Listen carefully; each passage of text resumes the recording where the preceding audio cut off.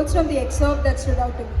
The first one was that if one wishes to inculcate the philosophy of TPS, they must do it consistently. And secondly, they should change the way they see the world and how the world works around them. Today, I have the honor of calling the longest Japan Habba committee member and an all-time automobile enthusiast. Tarun-san, are you there? A big round of applause for Tarun-sama. Deva, yoroshiku. Arigato. Thank you all for coming. This will be the last event on Red Stage. And it is about automobiles. For most of us, that is the most expensive piece of equipment that we own. Usually our pride and joy. Sometimes a means of getting stuff done. Of course, this event won't be entirely geeky. It's meant for a general audience, and I'll try to make it filled with as many stories as I can. Now, we will be touching upon the history, the recent,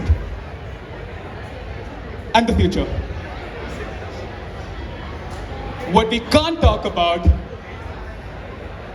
is everything. I mean, in the interest of time, this is so much to talk about, and I really I really wouldn't be able to cover every single thing. Also, I wouldn't be able to cover that thing. There would be occasional reminders where in your mind you're screaming at me, you're saying, why didn't you bring that up?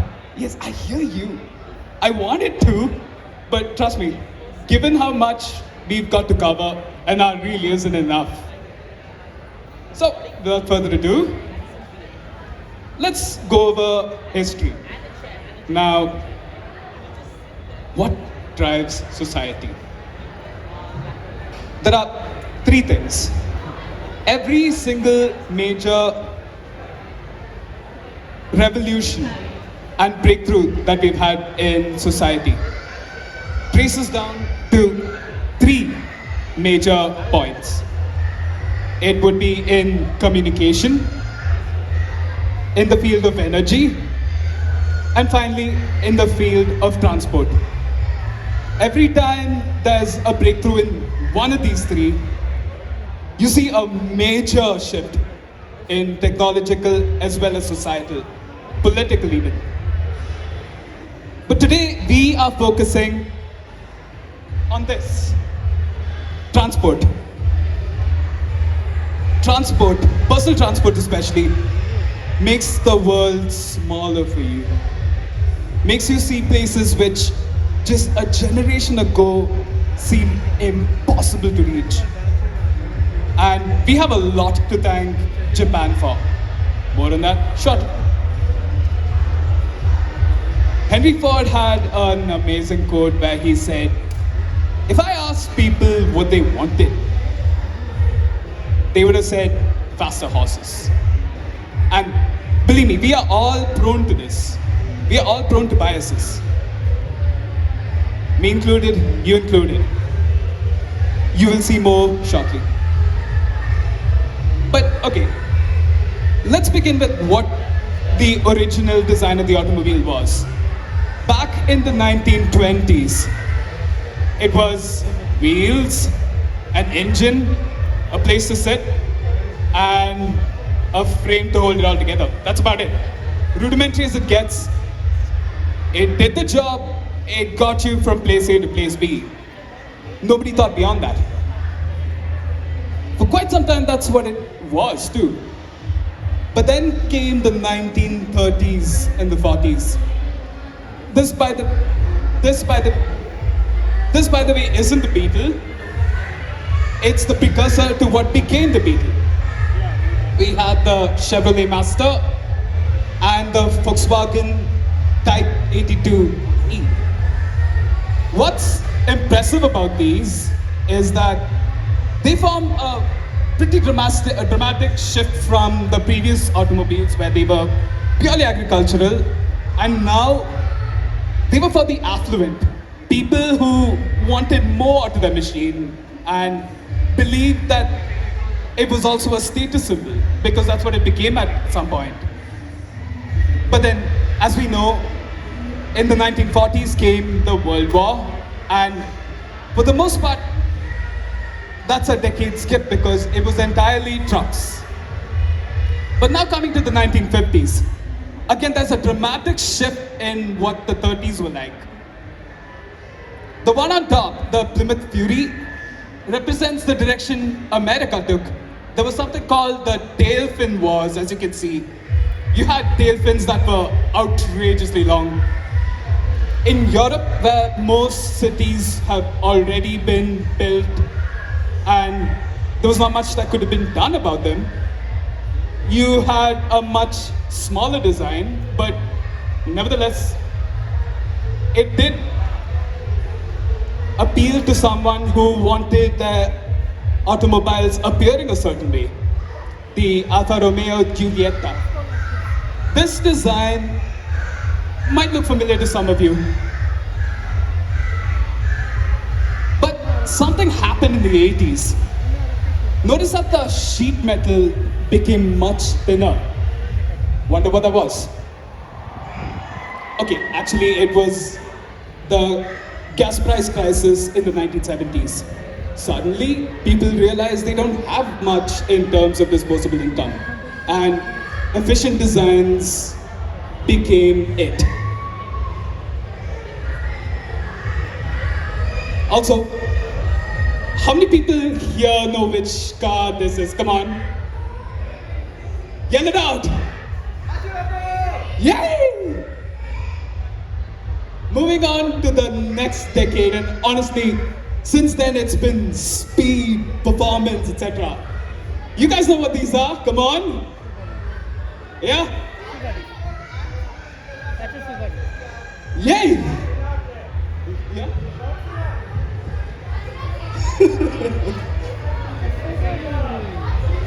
Fear not, we will be talking about Godzilla shortly. I promise. I promise. It's coming. It's coming. But before we do, we need to first talk about bikes. Essentially, before we were able to afford four-wheelers, we could only afford two-wheelers. And the same story follows.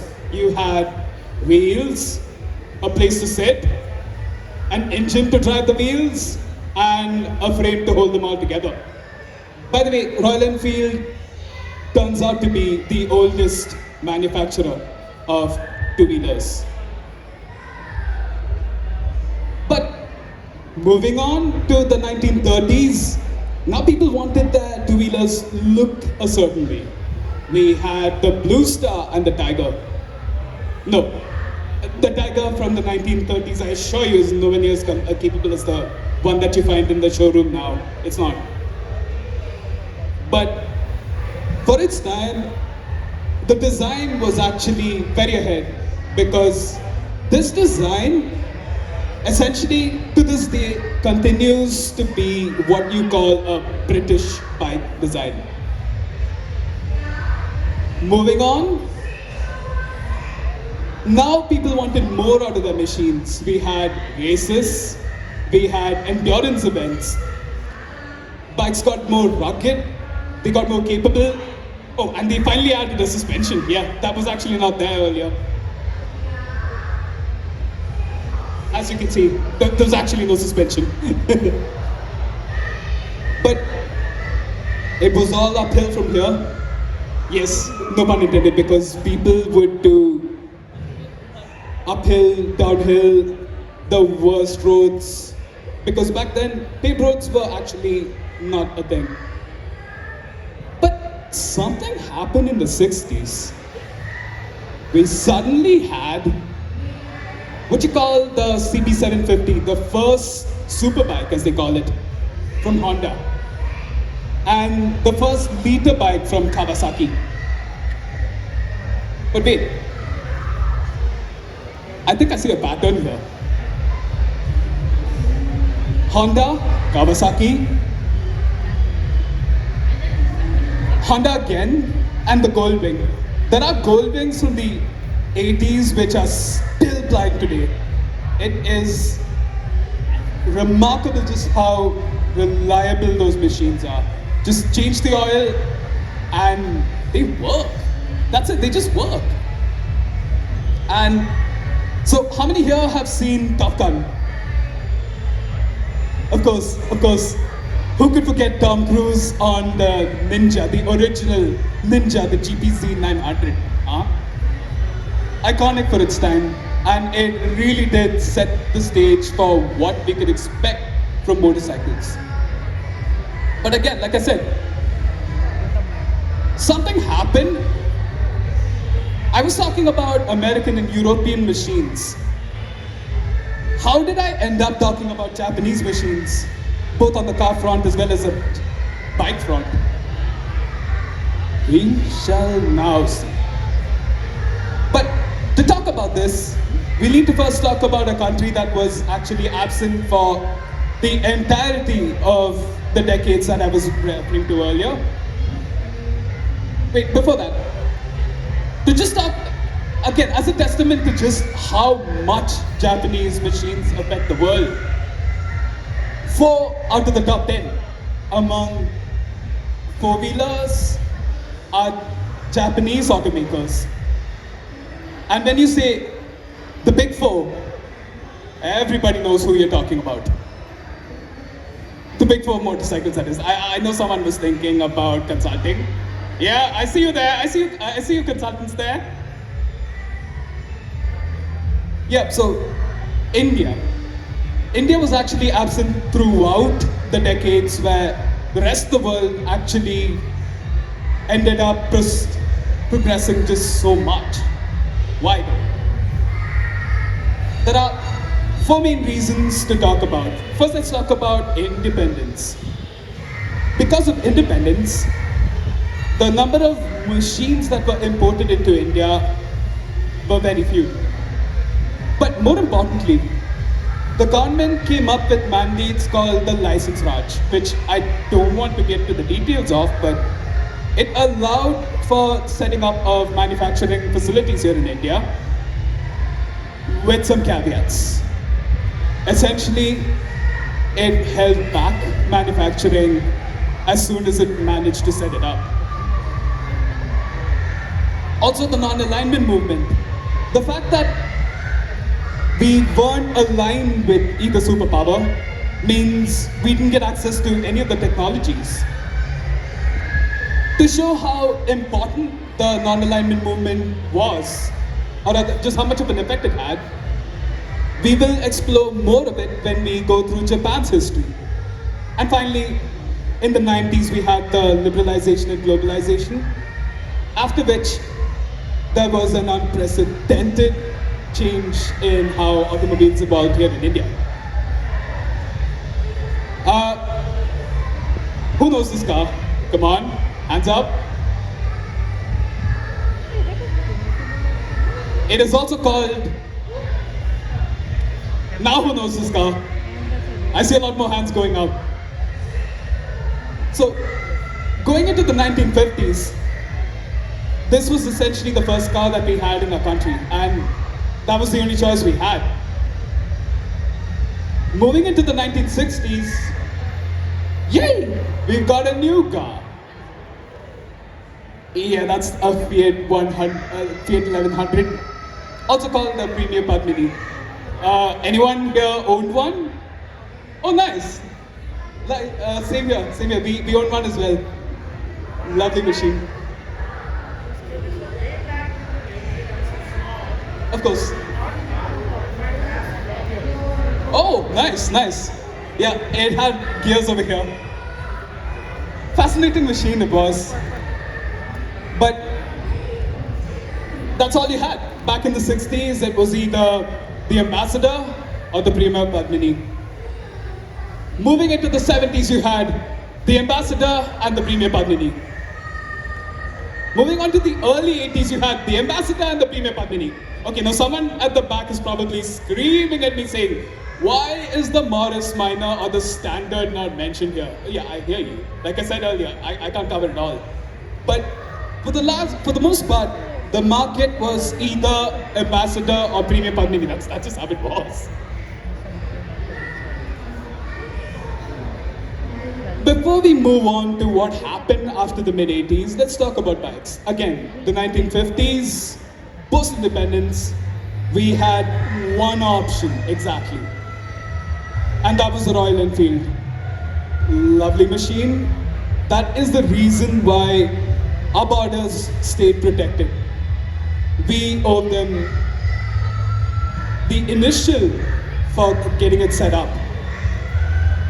And since then, Royal Enfield was made and protected here in India. Moving into the 60s, you had a Czech manufacturer named Habba who sold that 250cc two-strokes. Anybody had one? Owner of a Habba. Oh, nice! Huh? Brilliant, brilliant, brilliant. Beautiful machines they were, very ahead of their time. But moving into the 70s, again, it was either Royal Enfield or Habba. Okay, technically in the 70s, they changed their name to EST. Yes, someone at the back is now screaming at me to talk about the SHL, i.e. the Rajdoot. I'm sorry, I really can't cover them all. But these were the limited choices you had at the time. But also introduced in the 70s was the Vespa Sprint, also called the Bajaj Chetak. What's beautiful about this machine is that for the first time, a machine was affordable for the masses. And it actually brought the size of the world smaller for a whole bunch of people. It was heralded as a harbinger for several scooter manufacturers that followed, from LML, Scooters India, which I forget them, but there's been many of them. Moving into the 80s though, same story. But again, only till the mid-80s. So what happened in the mid-80s? As you can see, up to the mid-80s, we just had one or two choices, that's about it. Now let's talk about the mid-80s of India. But before that, again, reminding ourselves of Henry Ford's quote, if all people wanted were faster horses, I wouldn't be building them cars.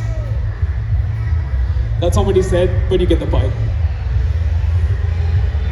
So what was the issue with machines up until that point?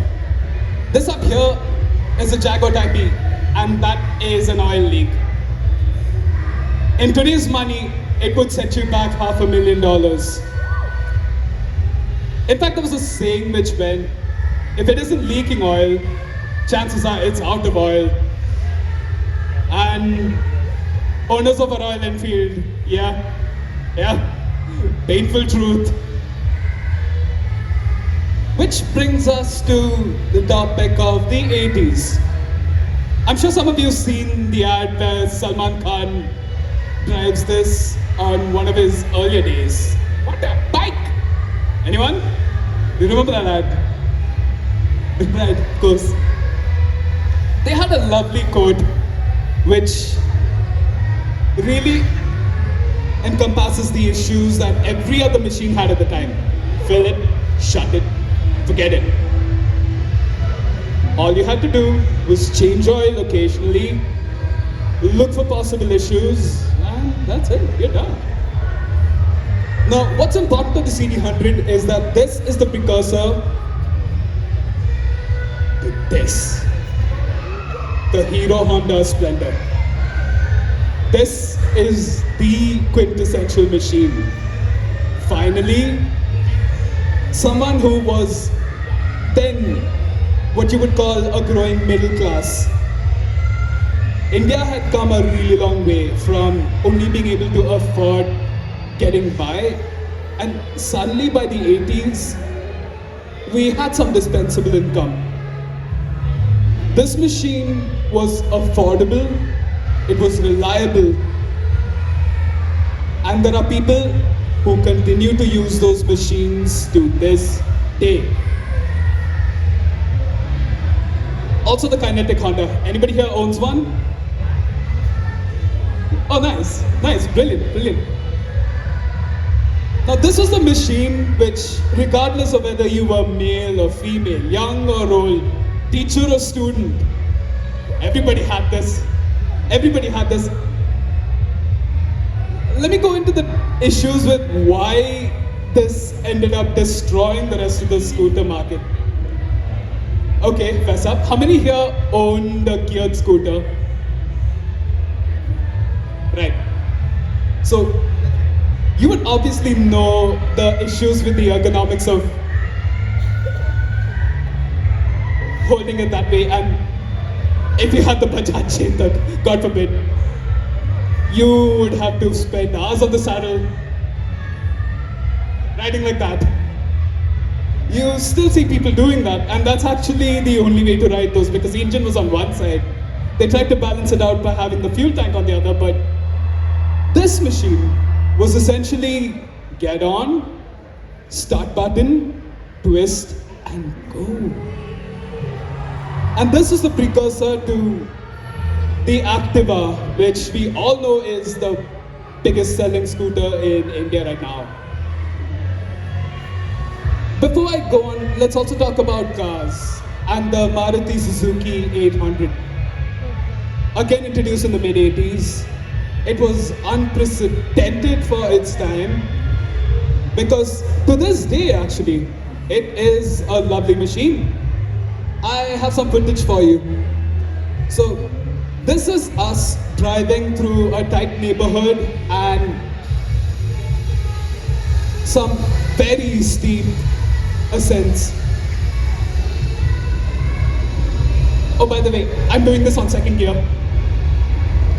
No issue. Now watch us how we need to take a left and there's a dude parked right there.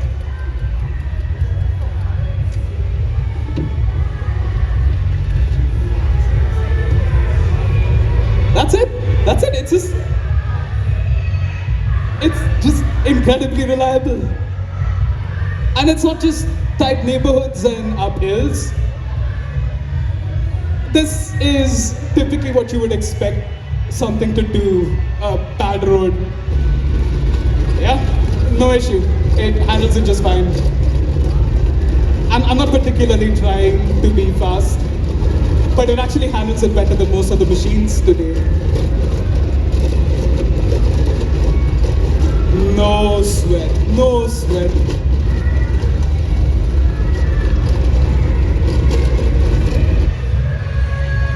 And you'd be wondering, how does it handle on faster stretches, on highways? Okay, this isn't exactly the highway, but you get the point. Does it keep up with traffic? Arguably, it does. It does.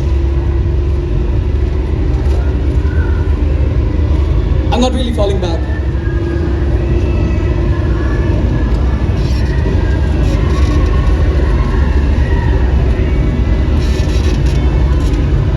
If they weren't so loud, you'd hear me rev matching here.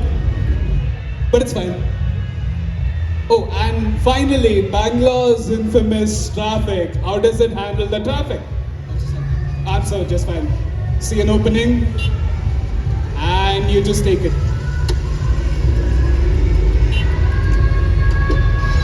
No issue. Absolutely no issues.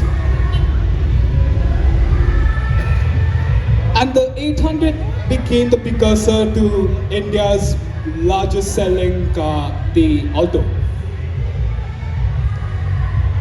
So, Hero Honda, Kinetic Honda, Maruti Suzuki. We see the pattern here. We entirely owe it to the Japanese for just how far they managed to get us within just 1 or 2 years. That's it, that's all it took, 1 or 2 years. And this was in the papers a while back. This, by the way, is a diesel machine. He drove 10 lakh kilometers. Oh, by the way, Toyota says 2 hours for service. People say they just inspect it, change the oil, and give it back to you. That's about it. Confirm this with Toyota. I believe some of the reps are here. So, as I said, there's a lot to be thankful to Japan for. So let's examine what Japan's development's been like. Again, there are 4 phases. There was the restoration, because for the longest time, up until the 19th century, Japan was isolated from the rest of the world. Moving into the 1900s, that is where Japan finally managed to join the race. But for the longest time, Japan actually held the moniker of extremely cheap knockoffs, which may or may not work for very long. Something which we tend to associate with China today. And then there was the Great Kanto earthquake, which essentially made Japan rethink how to do everything. So in fact, the success in the World War is largely attributed to the fact that they were able to do everything A, just in time, and B, with as little resource needed as possible. This becomes important later. Then comes World War II, which there's not much to talk about, but everyone in the world was essentially only making aircrafts and tanks and trucks, for that matter. But it did essentially, as much as it was responsible for a lot of atrocities, World War was the biggest reason for a tectonic shift in machinery, technology, and more. More on that later. And finally, the economic miracle, where Japan completely outperformed every single economical expectation. Let's talk about some of the people who laid the foundations of this happening. This is Yamaha Toraksu. As the name suggests, yes, he is the founder of Yamaha. And yes, he is an astronomer, a medical equipment technician, a handyman, a rickshaw puller, a watch mechanic, and a man who made musical instruments. In fact, here's a nice story. So, there was a time when Japan, again, pre-opening up, essentially you had the children take over the family business, and that was it. But there were a lot of rebels who started coming in post Japan opening up, and everybody suddenly realizes there's a much bigger world outside. Yamaha Toraksu being one of them. His father was essentially an astronomer, but he wanted to do more. Going as far as deciding he'd split and go his own way. So he enrolled on a course where he was learning to restore and fix medical equipment. And he was actually a well-known handyman. A lot of people would call on him every time they needed something fixed. Now, it so happened that a school wanted the reed piano fixed. Mr. Yamaha didn't know anything about a reed piano. He goes to the school, he takes it apart, and to his credit, he did fix it. And he was so impressed with the machine, he decided, okay, I'm going to build one myself. And he did. And then he proceeds to carry it for multiple days over his shoulder, across hills, to people in order to ask for their opinions on it. And they hated it. They completely tore down everything that he built at the time. But if he's a person who went this far, he wasn't willing to give in. He then enrolled in music, learning music.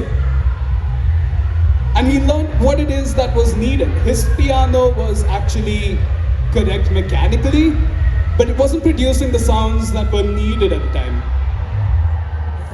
Of course, today Yamaha is well renowned across the world as a top class music instrument maker. And not just musical instruments, you've got boats, you've got voice synthesizers, you've got bikes. There's actually a meme on it, if some of you have seen it.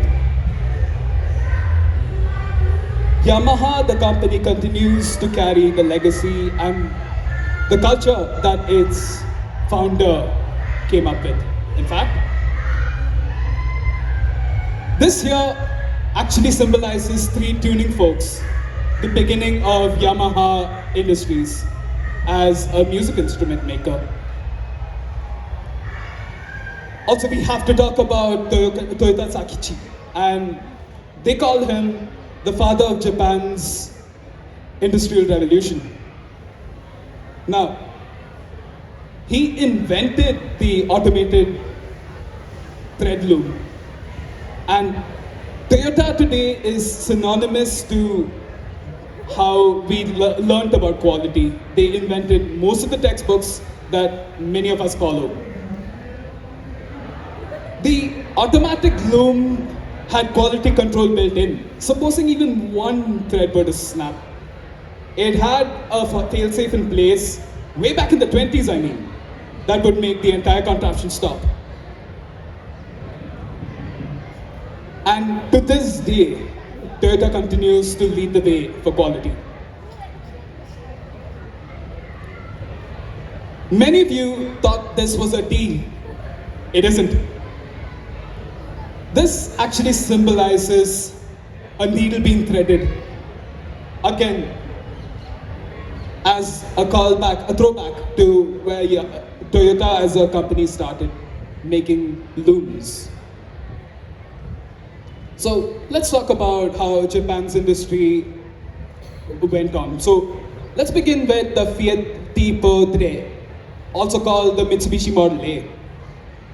As I mentioned earlier, Japan was essentially this place where most people associated it with cheap knockoffs, which would work to an extent. And this continued on mainly on to the 50s, though actually much later. It's difficult to get rid of something once you've been labeled. But something happened in the 50s. So I mentioned non-alignment movement earlier. Here's something that expands on it. So America was part of the Korean War, and instead of having their Jeeps, the Willy Jeep, shipped over across the sea, they instructed Japan to manufacture the Jeep for them, giving them the blueprint. What was impressive was the fact that the Toyota Land Cruiser BJ was almost as good as the Willy Jeep. But something else happened in the 50s. Let's talk about the Nissan Patrol. Now, the Nissan Patrol is heralded as being better than the Willy Jeep. Look, don't quote me on this. The people who say the Nissan Patrol is better than the Jeep are people willing to lay down their lives for their own country. Soldiers. It was soldiers of the US who were willing to come out and admit, yes, this is better than our own Willy's Jeep, the most patriotic of them all. But, okay, how many here have seen this movie, You Only Live Twice? It's an iconic movie of Sean Connery. It was filmed in Japan, and what's impressive is this car, the Toyota 2000 GT, as the name suggests, you only live twice. There were only two, actually there were many more, but the specific one that featured in the movie, there were exactly two of them built. Why do you ask? So, Sean Connery was a big man, and the fact is he wouldn't fit into the regular 2000 GT. Toyota said, give us 2 weeks. Yes, this is in the 60s. They said, give us 2 weeks. And they built two cars which were identical. One of them, by the way, is missing, and another one is in a museum in England. And the movies were shot with those two machines.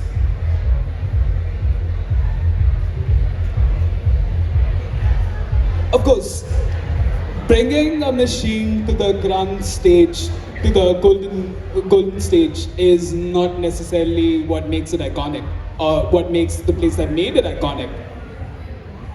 What makes it iconic is if something can set a name for itself. Let's talk about the 1600 GSR, the undefeated.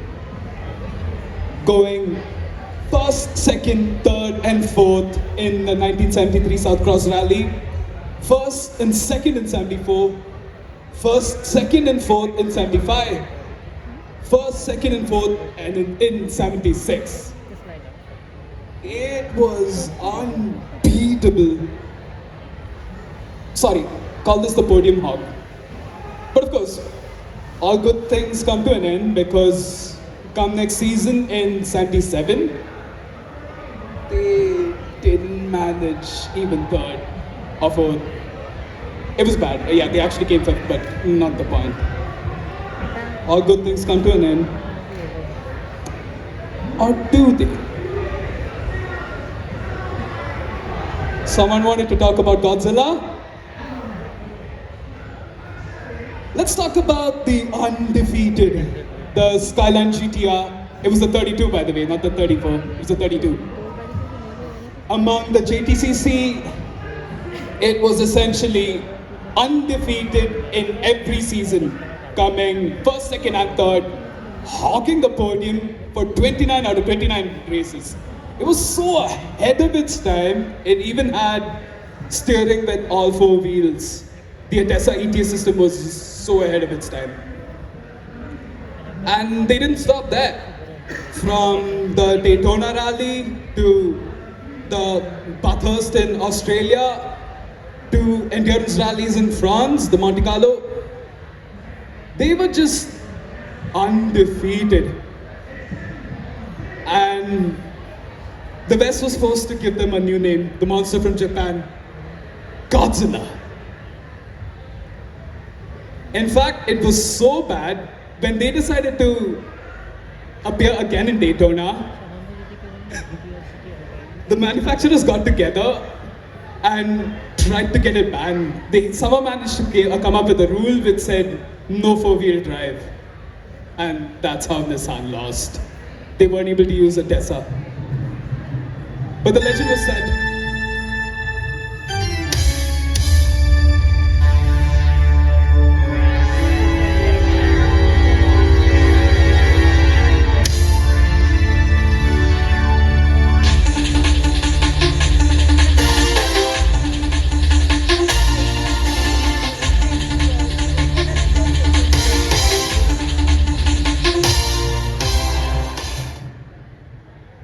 The Nissan GTR 32. For the first time, the West was shaking in its boots.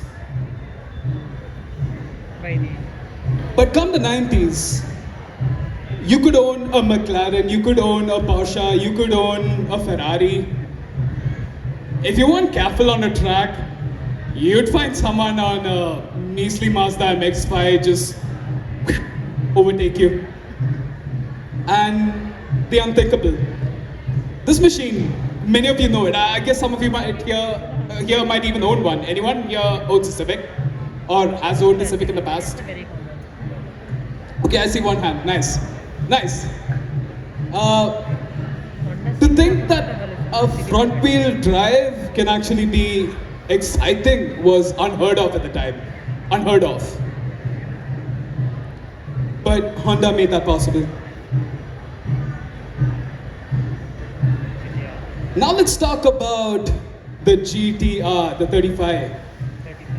So for the longest time, Europe was content with knowing Japan was making really powerful, really fast, really fun civilian cars that were good on a day-to-day basis. But they always had the bragging rights saying, but we have the best cars. At the top of the line, ours is the best. So, in 2001, when Carlos Ghosn decided to become joint chairman of Nissan and Renault, he brought the Nissan engineers together. He brought them together. He showed them the Porsche 911 GT, and he said, "That is what I want you to beat. How long will it take? I don't care how much you're going to charge me for it. I don't care how long you take. You are beating that." At the time, that was the fastest production car, mass production car in the world, around the Nürburgring. A really popular test track. Nissan said, "Give us 5 years." Then, 2007 Tokyo Motor Show, with just a couple weeks in advance, Nissan takes footage of a machine going around the ring. This ends up being displayed at the Tokyo Motor Show. Nobody pays much attention to it.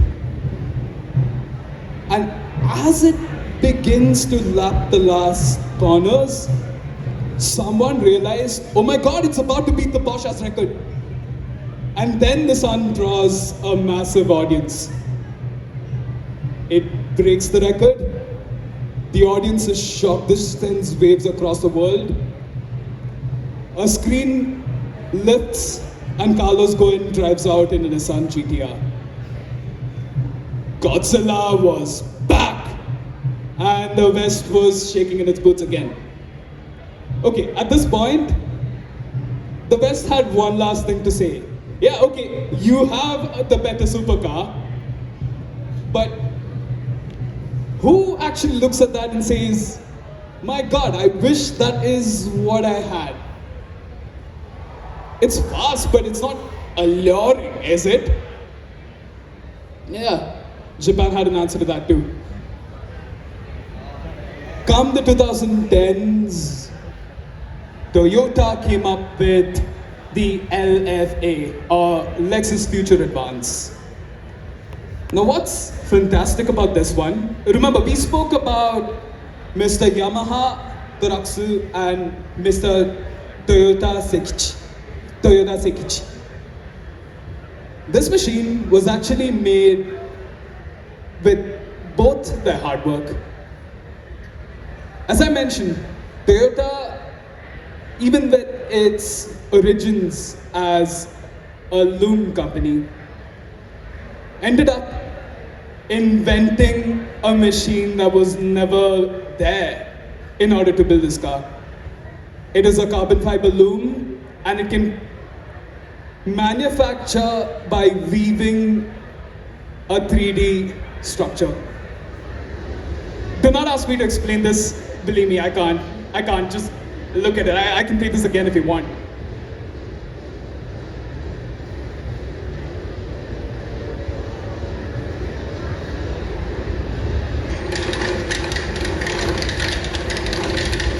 Yeah, do not ask me to explain this.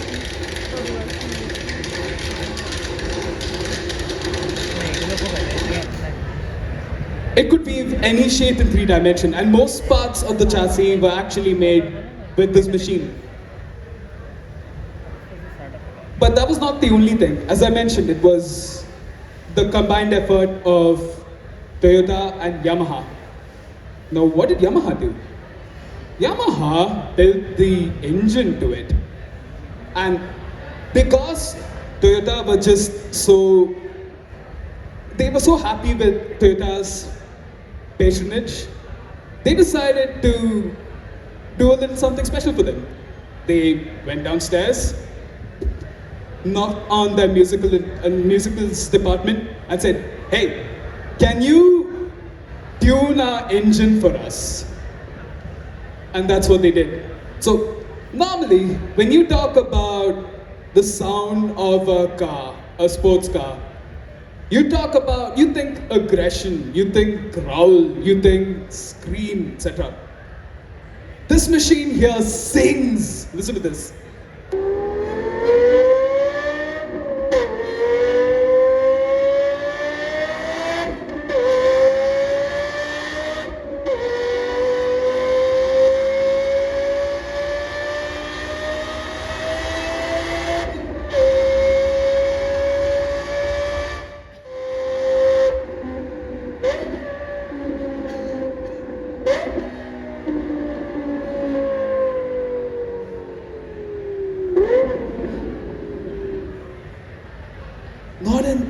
of aggression. It sings. That was an aria of a V10. Designed and tuned by Yamaha, the 3 tuning folks. And with this, Europe was completely put in check. Actually, not important. So, yeah. What else can we talk about JDM? Anybody knows what this is? Come on, louder. What's the name of the anime? Initial D. Yep, Initial D. So one of the most popular parts of pop culture that came from Japan. Yes, Initial D, but listen to this. Renew होगा चाहे मैं gospel में उतर दूँ।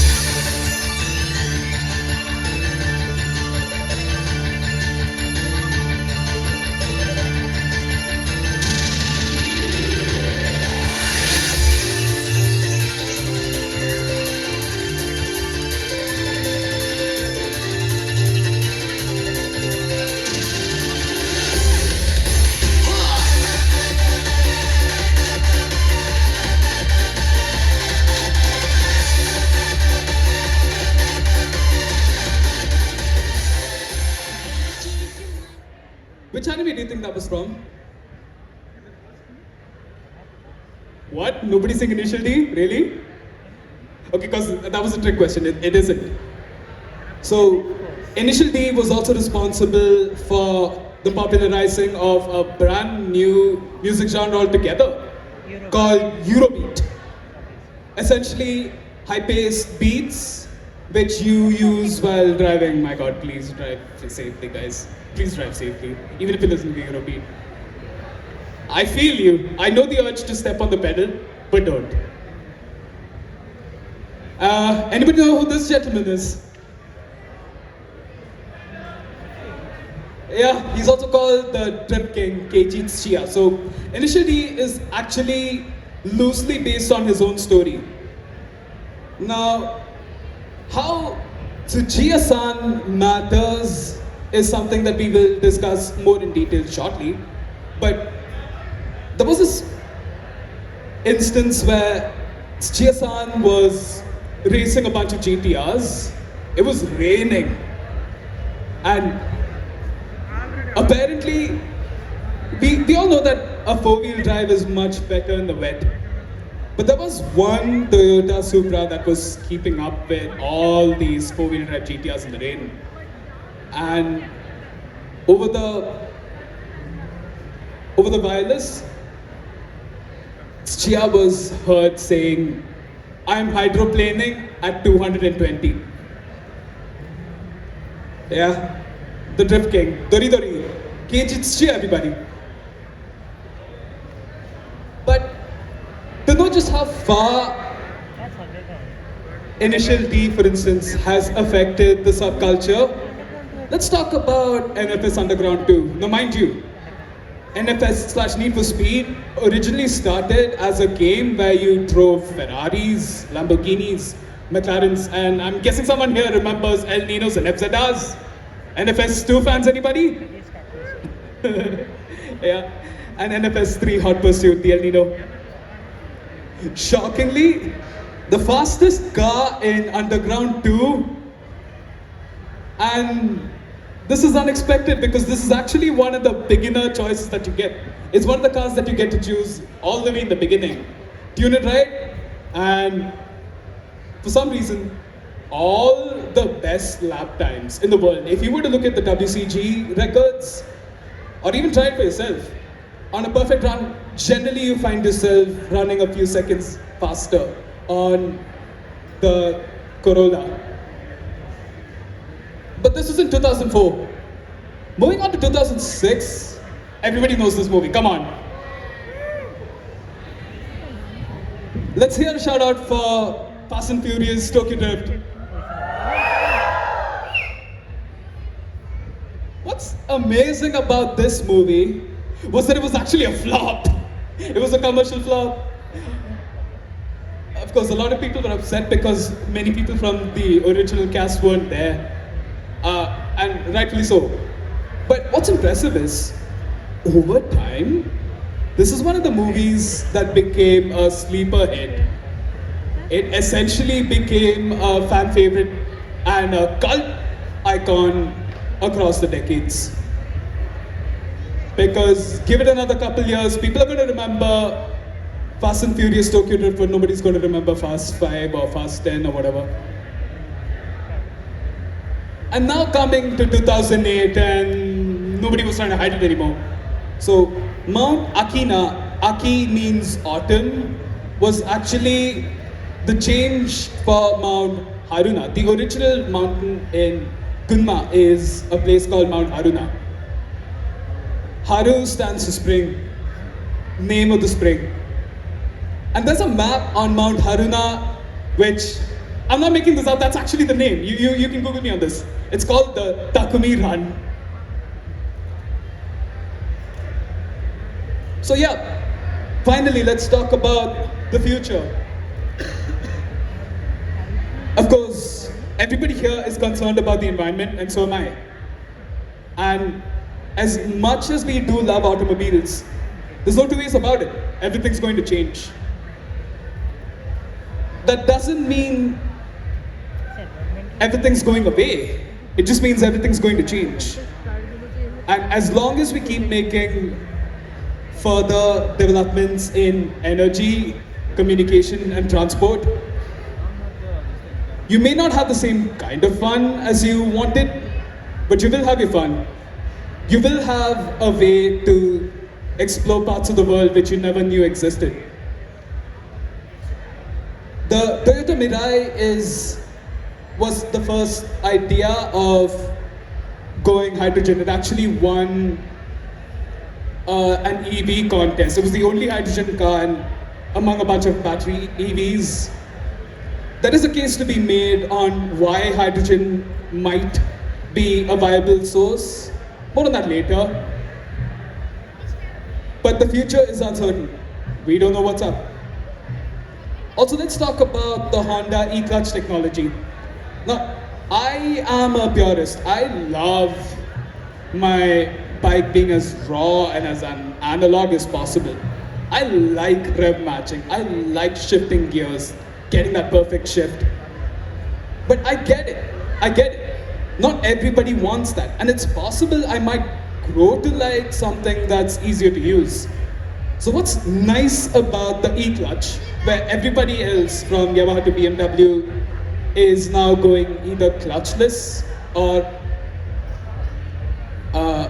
auto shifting mechanisms, the e-clutch forms this nice mid path where if you want, you can do your shifting, and if you don't, it defaults to a digital method where now it becomes a machine that a lot more people can use.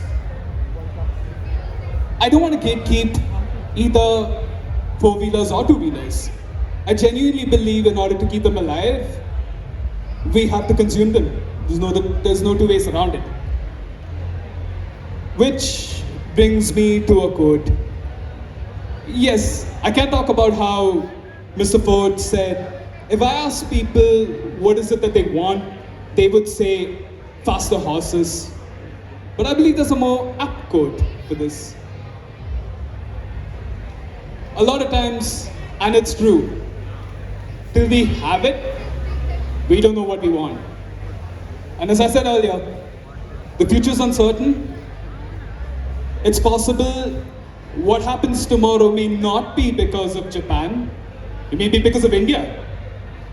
But one thing is for certain, we have a lot of lessons that we can look into from the founders. People like Toyota Seikichi or Toraksu Yamaha. Learn from them. And tomorrow, we shape a better future for everyone here on out, for posterity. Thank you for listening.